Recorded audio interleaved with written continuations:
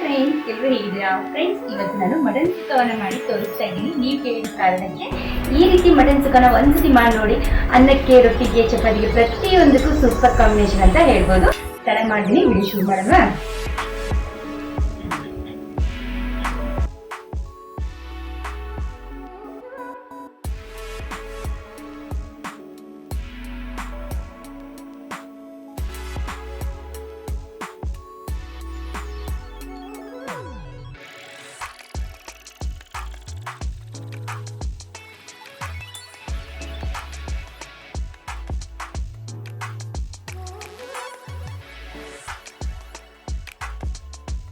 ನಂತರ ನಾನು ಪಲಾವ್ ಎಲೆ, ಕಾಳು ಮೆಣಸು, ಯಾಲಕ್ಕಿ, ಲವಂಗ ಅದನ್ನು ಕೂಡ ಅದಕ್ಕೆ ಸೇರಿಸ್ಕೊತಾ ಇದ್ದೀನಿ.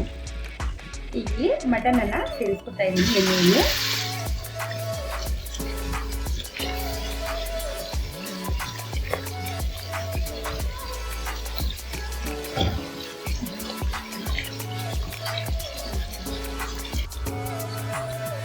ಫ್ರೆಂಡ್ಸ್, ಇದಕ್ಕೆ ನಾನು ರುಚಿಗೆ ತಕ್ಕಷ್ಟು ಉಪ್ಪನ್ನು ಕೂಡ ಇಲ್ಲಿ ಸೇರಿಸ್ಕೊತಾ ಇದ್ದೀನಿ. ಚೆನ್ನಾಗಿ ಇದನ್ನ ಮಿಕ್ಸ್ ಮಾಡ್ಕೋಬೇಕು.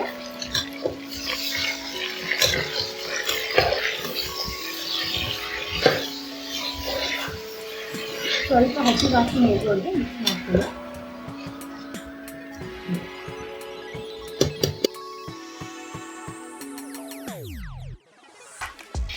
ಫ್ರೆಂಡ್ಸ್, ನಾವಿಲ್ಲಿ ಸ್ವಲ್ಪ ಮಾತ್ರ ಈರುಳ್ಳಿಗೆ ಸೇರಿಸ್ಕೊತಾ ಇದ್ದೀನಿ, ಜಾಸ್ತಿ ಬೇಕಾಗೋದಿಲ್ಲ. ನಂತರ ಇದಕ್ಕೆ ಜೀರಿಗೆ ಪೌಡರು, ಧನಿಯಾ ಪೌಡರು, ಅರಿಶಿನವನ್ನು ಕೂಡ ಇಲ್ಲಿ ಸೇರಿಸ್ಕೊತಾ ಇದ್ದೀನಿ.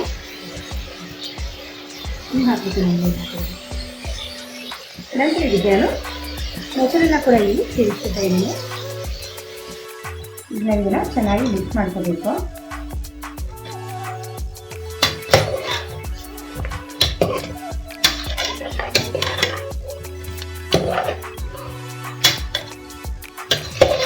ಫ್ರೆಂಡ್ಸ್, ಇದಕ್ಕೀಗ ಕುದಿಯುವಷ್ಟು ನೀರನ್ನು ಹಾಕ್ಬಿಟ್ಟು ನಾವು ಜಾಸ್ತಿ ನೀರು ಬೇಕಾಗೋದಿಲ್ಲ.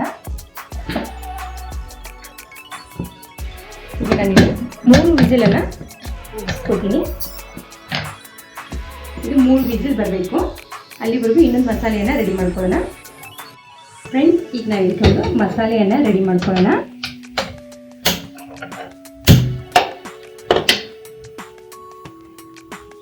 ಅದಕ್ಕೆ ಮತ್ತೆ ಸ್ವಲ್ಪ ಎಣ್ಣೆಯನ್ನು ಸೇರಿಸ್ಕೊತಾ ಇದ್ದೀನಿ. ಈಗ ನಾನು ಇದಕ್ಕೆ ಈರುಳ್ಳಿಯನ್ನು ಸೇರಿಸ್ಕೊತಾ ಇದ್ದೀನಿ.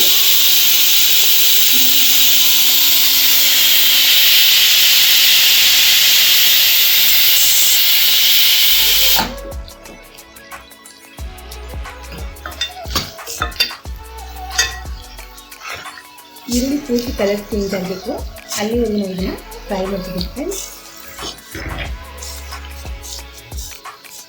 ಈ ಮಸಾಲೆಯನ್ನು ಈಗ ನಾವು ರುಬ್ಕೊಂಡ್ಬರೋಣ. ಈಗ ಇಲ್ಲಿ ರುಬ್ಬಿರುವಂಥ ಮಸಾಲೆಯನ್ನು ನಾನು ಈರುಳ್ಳಿಗೆ ಸೇರಿಸ್ತಾ ಇದ್ದೀನಿ. ಹಸಿ ವಾಸನೆ ಹೋಗುವವರೆಗೂ ಫ್ರೈ ಮಾಡಬೇಕು.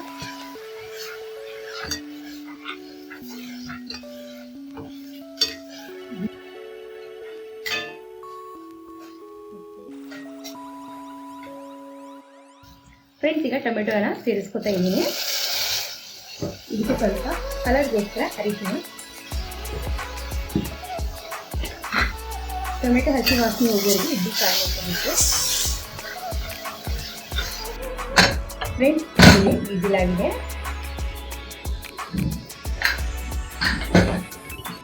ನೀವು ಈ ರೀತಿ ಪಲಾವ್ ಎಲೆ, ಲವಂಗ, ಏಲಕ್ಕಿ ಪ್ರತಿಯೊಂದು ಕೂಡ ತೆಗೆದುಬಿಡ್ಬೋದು. ಏನು ಕಾಳು ಮೆಣಸು ಎಲ್ಲ ಹಾಕಿದ್ನಲ್ಲ ತೆಗಿತಾ ಇದ್ದೀನಿ.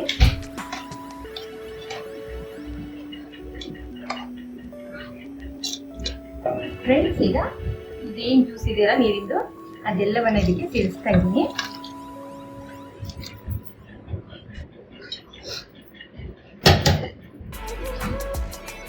ಈಗ ಚೆನ್ನಾಗಿ ಇದು ನೀರೆಲ್ಲ ಫುಲ್ ಖಾಲಿ ಆಗುವವರೆಗೂ, ಅಂದರೆ ಡ್ರೈ ಆಗುವವರೆಗೂ ಸ್ವಲ್ಪ ಕುಕ್ ಮಾಡ್ಕೋಬೇಕು.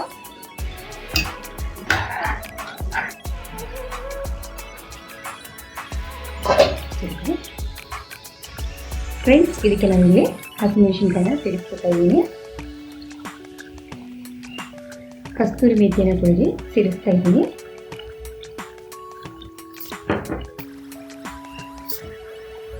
ನಿಮಗೆ ಬೇಕಪ್ಪ ಅಂದರೆ ನೀವು ಇದಕ್ಕೆ ಹುರ್ಗಡ್ಲೆ ಪೌಡರನ್ನು ಸೇರಿಸ್ಕೋಬೋದು. ಇದು ಆಪ್ಷನಲ್ಲು.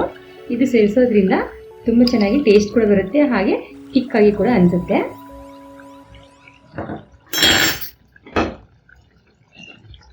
ಇದು ಚೆನ್ನಾಗಿ ಒಂದೆರಡು ಸತಿ ಮಿಕ್ಸ್ ಮಾಡ್ಕೊಳ್ಳೋಣ.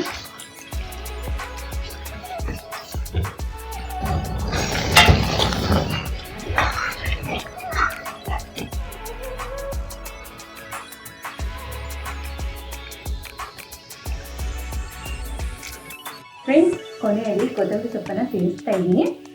ಜಾಸ್ತಿ ಒಣ ಆದರೆ ತಿನ್ನೋಕೆ ಚೆನ್ನಾಗಿ ಅನ್ಸೋದಿಲ್ಲ, ಹಾಗಾಗಿ ಸ್ವಲ್ಪ ನಮಗೆ ಜ್ಯೂಸಿಯಾಗಿ ಈರುಳ್ಳಿ ಮಟನ್ ಅನ್ನೋ ಕಾರಣಕ್ಕೆ ಇಟ್ಟಿದ್ದೀನಿ.